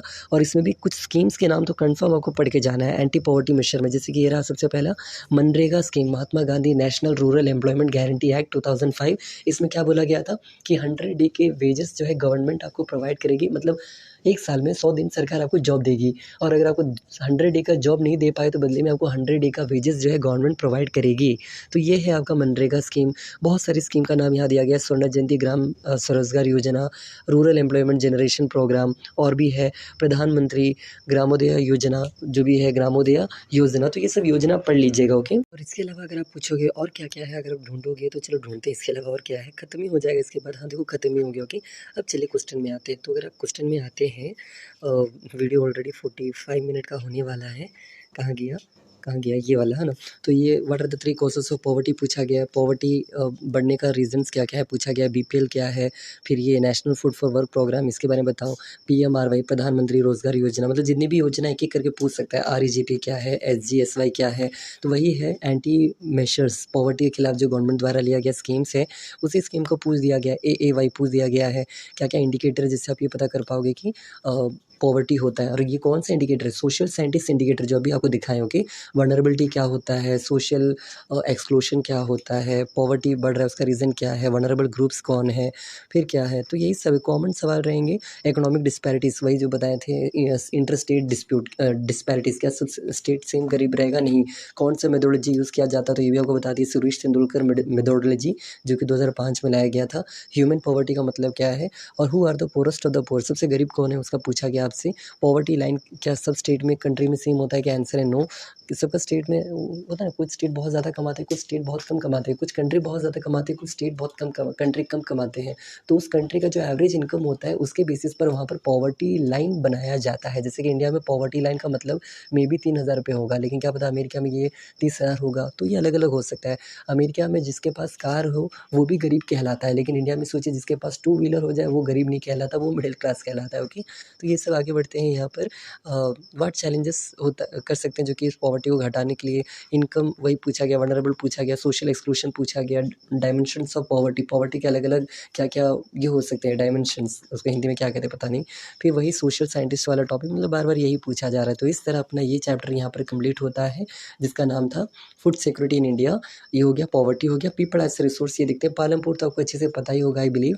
केवल पीपल एज रिसोर्स को एक बार ज़रा जल्दी से देख लेते हो कि पीपल एज रिसोर्स, फिर से ये दाबिए, फिर इसके बाद कहाँ गया, ये दाबिए और इसको ओपन कर लीजिए। तो चलो, पीपल एज रिसोर्स में अगर आप आते हो तो सबसे पहले आपको यहाँ क्या पढ़ना होता है कि पीपल जो होता है एक देश के लिए एसेट होता है, वो एक वरदान होता है, ना कि लायबिलिटी। लायबिलिटी का मतलब क्या होता है कि होता है ना श्राप, तो श्राप नहीं है, वो वरदान है। तो इस पर आप अपना कमेंट कीजिए। सीधा एग्जाम यही पूछ देगा कि तुम इस पर क्या सोचते हो, अपना विचार प्रकट कीजिए, विचार विमर्श कीजिए, जो भी कहेगा। तो आपको ये कॉमनली अपने मन से आंसर बना के लिखना है, एंड आई होप आप लिख लोगे क्योंकि आप सुपर जीनियस हो। आगे बढ़ रहे हैं, तो ये कर लेना काम, ठीक है। आगे बढ़ते हैं। इसके बाद अगर आप आगे आओगे तो ये रहा कि कैसे कैसे हम लोग ह्यूमन में इन्वेस्ट कर सकते हैं। इन्वेस्टमेंट के अलग अलग मेथड्स पूछा गया है। तो 3 मेथड्स हैं यहाँ बेसिकली, 3 नाम दिया गया है। Investment through education, training and medical care, ये तरीके हैं जिससे हम लोग क्या कर सकते हैं, ह्यूमन कैपिटल में इन्वेस्ट कर सकते हैं। फिजिकल कैपिटल क्या होता है ये पूछा जा सकता है। देन इसके अलावा अगर आप पूछोगे इसमें क्या पढ़ना है तो कहानी तो पूछेगा नहीं पहली बात, लेकिन हाँ, इन दोनों कहानी से हमने मोरल ऑफ द स्टोरी क्या सीखा ये पूछा जा सकता है। जैसे कि एक है शकाल की कहानी और एक है विलास की कहानी। इन दोनों कहानी से आपने क्या सीखा, तो यहाँ पर आंसर है from this 2 cases we have learned करके यहाँ लिखा होगा, देखिएगा ये रहा। From this stories we have learn करके दिया गया। तो ये पढ़ लो कि तुमने ये दोनों कहानी से क्या सीखा। एक जो पढ़ लिख करके आगे निकला वो ज़िंदगी अपना संवार लिया, और एक जो पढ़ा लिखा नहीं उसका ज़िंदगी आज भी बेकार हो गया। तो इस तरह की कहानी का मोरल ऑफ द स्टोरी है। और इस चैप्टर से हम जो लिख के दे सकते हैं कि जो कन्फर्म आएगा, जो आना चाहिए, उस टॉपिक का नाम है ये रहा, इकोनॉमिक एक्टिविटीज़। यही कन्फर्म आएगा। तो ये पहले सुन लीजिए। 2 तरह के इकोनॉमिक एक्टिविटीज़ होते हैं, एक को कहते हैं, यहाँ लिखा हुआ है, पढ़ लीजिए, ये रहा। There are two types of economic activities. One is known as market activities and one is known as non-marketing activities. Marketing activities क्या होता है उसको आप समझाना है। जिसमें आप इनकम जनरेट करते हो तो उसको हम लोग कहते हैं मार्केटिंग एक्टिविटीज़। जिसमें आप कोई इनकम जनरेट नहीं करते, सेल्फ नीड के लिए आप करते हो, तो उसको कहते हैं नॉन मार्केट एक्टिविटीज़। अब जो मार्केट एक्टिविटीज़ होता है वो भी 3 तरह के होते हैं। कौन कौन से? Primary, secondary and tertiary. इसमें भी आपको क्या पढ़ना है कि प्राइमरी में क्या क्या आता है, जैसे कि agriculture, forestry, animal husbandry, fishing, poultry, mining, enquiring, ये सब आता है प्राइमरी सेक्टर में। सेकेंडरी में क्या आता है? तो मैन्युफैक्चरिंग आता है। टर्शियरी में क्या आता है? तो trade, transport, communication, banking, education, health, tourism, service, insurance, ये सब आता है टर्शियरी में। यही पूछेगा, वेरी इंपॉर्टेंट। तो ये पढ़ के ज़रूर जाइएगा। आगे बढ़ते हैं। यहाँ पर सबसे इंपॉर्टेंट अगला सवाल अगर आप पूछोगे तो एक टर्म है, दिखाई देते हैं आपको वो टर्म, दिखे ना तब ना दिखाएंगे। क्या हो रहा है? चलो देखते हैं, मिलेगा तो दिखाई देंगे आपको। फिर ये रहा क्वालिटी ऑफ पॉपुलेशन, क्या क्या चीज़ों पर डिफरेंट। हाँ, ये रहा, यहाँ था, देखिए वहाँ ढूंढ रहे, यहाँ लिखा हुआ है। ये था सवाल कि जापान जो है, जापान में तो ज़मीन उनके पास कम है, मिनरल रिसोर्स उनके पास कम है, फिर भी ये देश इतना अमीर कैसे बन गया, ये पूछा जा सकता है। Because the answer is called, लिखा हुआ पढ़ लीजिए, countries like Japan have invested in human resource. उन्होंने ह्यूमन रिसोर्स में इन्वेस्ट किया है, इसलिए वो देश अमीर बन गया है। तो ये आपको पता रहना चाहिए। और 2 नाम और पढ़ना है, क्या पता एग्जाम में पूछ देगा, what is the difference between virtuous cycle and विसिकस साइकिल। इन दोनों में डिफरेंस पूछ देगा। तो सिंपल आंसर यही है। वर्चुअस का मतलब होता है कि मान लो जिसमें एक पेरेंट्स सोचते हैं कि पढ़ लिख करके मेरा बेटा होशियार बनेगा, आगे जाके बड़ा नौकरी करेगा, ये करेगा, वो करेगा। तो वैसे पेरेंट्स जो अपने बच्चों को पढ़ा के लिखा के आगे बढ़ाना चाहते हैं उनको वर्चुअस साइकिल कहते हैं। जबकि वो पेरेंट्स जो सोचते हैं कि पढ़ा लिखा के कोई फ़ायदा नहीं, करना यही काम है, रहना भिखारी है, गरीबी है, तो वैसे पेरेंट्स को कहेंगे विसिकस साइकिल। वो उनका ज़िंदगी फिर से अंधेरा में घूम जाता है। तो ये बस 2 नाम का डिफरेंस पढ़ लीजिएगा। यहाँ पर आओगे तो ये सवाल भी पूछा जा सकता है कि एक इंसान का क्वालिटी ऑफ पॉपुलेशन क्या-क्या, मतलब क्वालिटी ऑफ पॉपुलेशन क्या-क्या चीज़ों पर डिपेंड रहता है। तो 3 चीज़ों पर डिपेंड रहता है। यहाँ ऊपर में भी लिखा है, नीचे भी लिखा है। ऊपर वाला देख लीजिए पहले। The quality of a person depend upon literacy rate, health and life expectancy. Literacy rate का मतलब एजुकेशन हो गया, हेल्थ का मतलब क्या हो गया, मेडिकल केयर हो गया, जो भी हो गया, एंड लाइफ एक्सपेक्टेंसी का मतलब क्या होता है, वही हेल्थ हो गया। सॉरी, ये पगला गए, पता नहीं रात को अब कितना बज रहा है, रात के 2 बज गए। ओके, 2 बजे हम क्या-क्या बोल रहे हैं हमको नहीं समझ आ रहा है। बस इसको एंड अप करते हैं। नेक्स्ट वीडियो में, मतलब ये वीडियो को पूरा करके जो नेक्स्ट अपना रहेगा सिविक्स और ज्योग्राफी, वो अगले दिन वीडियो में ला देंगे। ओके, तो क्योंकि इसको प्रोसेसिंग भी करना है और कल हम सुबह 7 बजे तक इसको अपलोड करेंगे। 7-8 बजे तक आप ये वीडियो देख पाओगे मॉर्निंग में। तो यहाँ पर आप देखिएगा, पूछा ये जा रहा है, कुछ नाम पढ़ लेना, जैसे कि ये रहा क्या है, नवोदय विद्यालय। देन इसके अलावा और भी कुछ नाम होंगे, जैसे सर्व शिक्षा अभियान, ये सब लिखा है, ये सब पढ़ लीजिएगा। यहाँ पर लिखा होगा, ये रहा, सर्व शिक्षा अभियान क्या है पूछ देगा, इसका सिग्निफिकेंट बताइए। लिटरेसी वाइज इंडिया में टॉप कौन है और सबसे वीक कौन है 2011 के सेंसस के अकॉर्डिंग, ये पूछा जा सकता है। और क्या पूछा जा सकता है, ग्रोथ एनरोलमेंट रेशियो क्या होता है, डेफिनेशन पूछ देगा। और भी है, इससे याद है चैप्टर नंबर 1 में कहीं आपने पढ़ा था लिटरेसी रेट का डेफिनेशन क्या है, इन्फेंट मोर्टेलिटी रेट का डेफिनेशन क्या है। तो ये डेफिनेशन सारे जितने भी होंगे पढ़ लीजिएगा। ओके, और एक और यहाँ भी है, क्रूड बर्थ रेट क्या होता है और डेथ रेट क्या होता है, ये भी डेफिनेशन पढ़ लीजिएगा। नहीं आता तो बताइएगा, उसको भी हम समझा देंगे, शर्माइएगा मत। ओके, हाँ, यहाँ तो है, तो ये रहा, इसी चैप्टर पढ़ना है। इन्फेंट मोर्टेलिटी रेट क्या है, इसका डेफिनेशन दिया है, बर्थ रेट का डेफिनेशन दिया है, और किसका है, और डेथ रेट का डेफिनेशन दिया गया है। तो ये पढ़ लीजिएगा। ओके, इसके अलावा अनएम्प्लॉयमेंट, ये टॉपिक से भी एक सवाल पूछा जा सकता है क्योंकि ये लास्ट वाला टॉपिक है। तो what is the definition of unemployment, यहाँ लिखा हुआ है, it is said to exist when people are willing to work at the going wages cannot find jobs. तो ये जो डेफिनेशन है पढ़ लीजिएगा। Then there are 2 types of unemployment, one is called seasonal unemployment and one is called disguised unemployment. तो ये पढ़ लीजिएगा, और दोनों का डेफिनेशन भी दिया होगा यहाँ पर, जो ये थोड़ा थोड़ा, तो ये पढ़ लीजिएगा। ओके, हम शॉर्ट में समझा देते हैं। सीजनल अनएम्प्लॉयमेंट का मतलब, मान लो आप एक एग्रीकल्चर फार्मलैंड में काम कर रहे हो और आपने ये कर दिया है, क्या कहते हैं उसको, सोइंग कर दिया, बिया विया सब डाल दिया, लेकिन अब उसको उगने में टाइम लगेगा, तब तक आप क्या करोगे, तो खाली बैठे रहोगे, this is called seasonal unemployment. लेकिन डिसग्यूस्ड अनएम्प्लॉयमेंट का मतलब होता है, मान लो 5 वर्कर की ज़रूरत है लेकिन आपने 10 वर्कर को काम पे रखा है, तो जो एक्स्ट्रा वर्कर है उन्हीं को कहते हैं डिसग्यूस्ड अनएम्प्लॉयमेंट। तो extra worker in a field is known as disguised unemployment. तो ये सब हो गया। देन अनएम्प्लॉयमेंट के बारे में पढ़ लेना, कुछ लिखना आना चाहिए, ये स्टोरी नहीं पूछेगा और चैप्टर एंड हो गया। चलो इसका क्वेश्चन देखते हैं और इसको यहाँ पर एंड अप करते हैं। इस तरह इकोनॉमिक्स भी आपका कवर हो जाएगा। ओके, इसमें आते आइए पीपल एज रिसोर्स, क्वेश्चन में चलते हैं। समझ आ रहा होगा ऐसा मुझे उम्मीद है, और आप पूरा वीडियो देखोगे ये भी एक उम्मीद है, उम्मीद पर ही सब टिका हुआ है। और क्या है, तो ये रहा सबसे पहला स्ट्रक्चरल अनएम्प्लॉयमेंट क्या होता है, डिसग्यूस्ड अनएम्प्लॉयमेंट क्या होता है, सीजनल अनएम्प्लॉयमेंट क्या होता है, एजुकेटेड अनएम्प्लॉयमेंट क्या होता है, ये एक्स्ट्रा दिया गया है सब। देन लार्ज पॉपुलेशन का फ़ायदा क्या क्या है और लार्ज पॉपुलेशन का नेगेटिव क्या क्या है, प्राइमरी इकोनॉमिक एक्टिविटी क्या है, मतलब वही प्राइमरी सेकेंडरी टर्शियरी जो बोले थे वो पूछा गया है। पीपल को रिसोर्स क्यों कहा जाता है, इसका रीज़न पूछा गया है। देन एजुकेशन कैसे बेटर कर सकता है अपना ह्यूमन कैपिटल फॉर्मेशन को, हेल्थ कैसे बढ़िया कर सकता है। तो ये याद है, ये कौन सा टॉपिक है, टॉपिक का नाम था क्वालिटी ऑफ पॉपुलेशन। वुमेन का पूछा गया कुछ टॉपिक, अनएम्प्लॉयमेंट का मतलब क्या है। देन इसके अलावा यही सब है, मतलब कॉमन चीज़ें पूछेगा। और क्या पूछेगा, अनएम्प्लॉयमेंट रेट इतना कम क्यों है, इसका रीज़न पूछा जा रहा है। विर्चुअस साइकिल क्या है, ये पूछा गया है, बताए थे आपको विर्चुअस साइकिल और विसिकस cycle. Market and non market activity, ये भी हम बताए थे। बर्थ रेट डेथ रेट बोले थे, ये सब पढ़ लेना, ये भी पूछेगा। मिड डे मील स्कीम क्या है, ये भी पूछ सकता है। देन इन्वेस्टमेंट करने से फ़ायदा क्या है, तो जापान का एग्जाम्पल समझाया गया है। और इस तरह ये चैप्टर भी आपका फिनिश हो गया। आई होप अब आपको वो पालमपुर वाला बताने का हमको ज़रूरत होगा नहीं। अगर ज़्यादा मन हो फिर इसमें आगे देख लीजिएगा या कहीं से भी देख लीजिएगा। ये देखो पालमपुर का एक 9 मिनट का हमने वीडियो बनाया है ऑलरेडी, देख लो। और आसान चैप्टर ज़्यादा पूछेगा भी नहीं, पालमपुर से बेसिक्स क्वेश्चन से पूछेगा जो कि ऑलरेडी आपको पता होगा। और क्या है ना। तो इस तरह पीपल एज रिसोर्स का भी यहाँ पर वीडियो था, सबका है ऑलमोस्ट, तो देख लीजिए। और आई होप ये सही था, आपको वीडियो समझ आया होगा। ज्योग्राफी और सिविक्स हम बना नहीं पाए, थक गए। और क्या, फिर भी अगर चाहोगे कि कोई चैप्टर स्पेशली ऑलरेडी होगा, यहाँ देखो ना चैप्टर्स भी होंगे बहुत सारे। ज्योग्राफी का क्लाइमेट है, ज्योग्राफी का लास्ट चैप्टर का नहीं बनाया लग रहा है, देख लो। अगर नहीं समझ आ रहा है तो हम उसका भी जल्दी से एक शॉर्ट टाइप का वीडियो समझाने वाला टाइप का बना के डाल देंगे। या तो आप एक बार माई CBSE गाइड में जाके ज़रूर कम से कम उसका होता है ना क्वेश्चन टाइप का, वो पढ़ लीजिएगा जब कुछ समझ ना आए तो। और क्या, और चलो ये भी दिखाते हैं आपको कि हम लोग का सब्सक्राइबर कितना हुआ। वीडियो यहाँ पर एंड अप करते हैं, उससे पहले ये भी देख लीजिए। ऑलरेडी हम लोग 2970 पहुँच गए हैं, मतलब आने वाले टाइम में फरवरी 22 तक ओके 22 तक हम लोग जो है मे बी 3000 पहुँच जाएंगे या उससे पहले ही।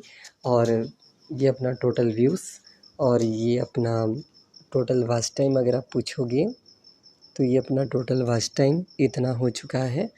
तो सही चल रहा है, सब बढ़िया है। और ये कॉपीराइट हम हटा देंगे। अगर आपको ये जानना है कि कॉपीराइट क्लेम कैसे हटाया जाता है तो उस पर भी एक वीडियो बना के हम डाल देंगे। जो यूट्यूबर टाइप के लोग होंगे छोटे मोटे मेरे तरह, उनको ये काम आ जाएगा। ओके, तो बस इस वीडियो के लिए इतना ही। आई होप आपको ये चीज़ें समझ आया, जो पढ़ाएँ, जो बताएँ, जो भी है। और एग्ज़ाम के लिए ऑल द बेस्ट, अच्छे से पढ़िए। और नेक्स्ट वीडियो में होगा तो मतलब चाहे तो बना ही सकते हैं। अभी रात के देखो 2 ही बज रहा है, टाइम तो है, लेकिन थक गए, बहुत ज़्यादा थक गए। खाना नहीं खाया सुबह से पूजा की वजह से। तो चलिए इसको यहीं पर रोकते हैं। आई होप ये अपना यूट्यूब चैनल का पहला वीडियो जो कि 35 या 40 मिनट क्रॉस किया है, मतलब 40 छोड़ो, ये तो 55 मिनट क्रॉस कर चुका है। तो थैंक यू मुझे एक अपॉर्चुनिटी देने के लिए कि हम सबसे लॉन्ग वीडियो बना पाएँ अपने यूट्यूब चैनल पे अभी तक का। और आने वाले टाइम में और लेंथी वीडियो बनाने का प्रयास ज़रूर करेंगे। अभी के लिए बस इतना ही रहने देते हैं। बाकी आई होप थोड़ा आप भी पढ़ोगे, मेहनत करो, और सिविक्स और इकोनॉमिक्स खुद से करो। और सिविक्स और ज्योग्राफी नहीं कर पाओगे तो बताना, जितना हो सके उतना हेल्प हम भी करेंगे। और क्या, ओके, बस इतना ही। Thank you.